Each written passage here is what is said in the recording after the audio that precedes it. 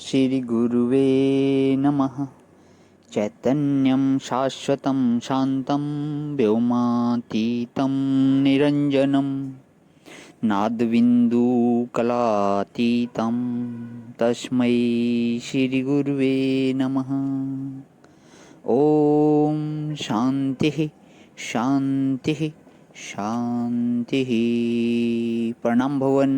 मांडुक्य कारिका प्रवचन व तथ्य प्रकरण से स्वामी श्री अखंडानंद सरस्वती जी महाराज का दिव्य ग्रंथ, जिसमें भगवान परमार्थ क्या है, हमारा अध्याय 4 चल रहा है, पेज नंबर 395 से। पिछले सत्संग में स्वामी जी ने द्वैत अद्वैत में अचिंत्य चैतन्य महाप्रभु और निम्बकाचार्य और भास्कराचार्य जी के बारे में बताया था। इसको आगे लेते हुए भगवान, ऐसा नहीं समझना कि आजकल जो विज्ञान उन्नति कर रहा है वह भौतिक तत्वों के बारे में है और वही परमार्थ सत्य है। विज्ञान नई दवा निकाल लेगा, नए रोग का पता लगावेगा, नई चिकित्सा निकालेगा, नया यंत्र निकालेगा, खान पान की नवीन पद्धति निकालेगा, लेकिन जो जगत के मूल तत्व का दर्शन है, जिससे अंतःकरण के राग द्वेष का नाश होता है, जिससे जीवन मुक्ति की विलक्षण अवस्था प्राप्त होती है, उस वस्तु का जो मौलिक ज्ञान है उसको विज्ञान कभी बदल नहीं सकता। विज्ञान का विषय दृश्य है और दर्शन शास्त्र का विषय दृश्य नहीं है।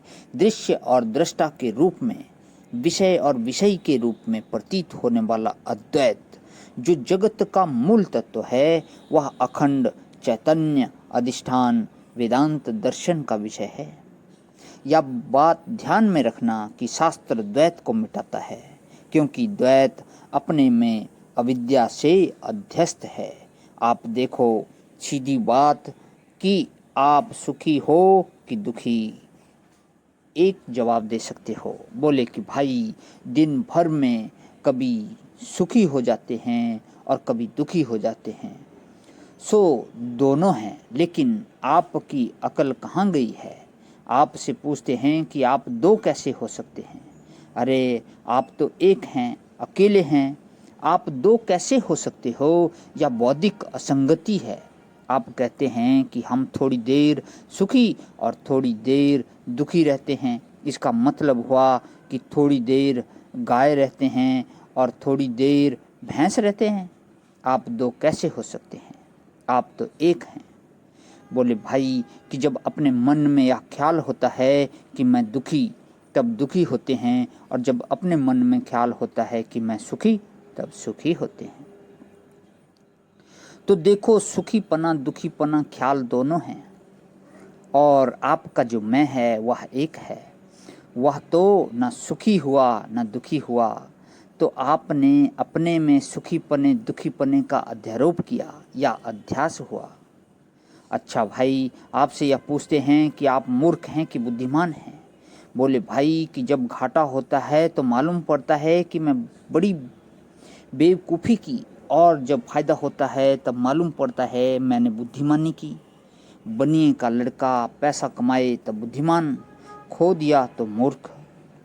अच्छा, तुम जागते हो कि सोते हो? बोले कि एक बार जागते हैं और एक बार सोते हैं।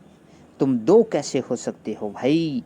जो जागने और सोने में एक है वह तुम हो, जो बुद्धिमान और मूर्ख में एक है सो तुम हो। अच्छा, तुम पापी हो कि पुण्यात्मा? तुम किसी से संयुक्त हो कि वियुक्त? यह मेरा, यह तेरा, यह सब क्या है? बोले कि भाई मेरे, तुम सब अवस्थाओं में जिंदा रहते हो। ठंडा पानी शरीर पर डाला तब भी तुम, और गर्म पानी शरीर पर डाला तब भी तुम। एक दिन रोटी खाई तो भी तुम, और एक दिन भूखे रहे तो भी तुम।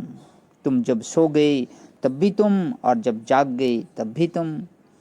तो यह जो तुम्हारा तुम है, यह सोने वाले से जागने वाले जुदा हैं? यह सुखी से दुखी से जुदा हैं?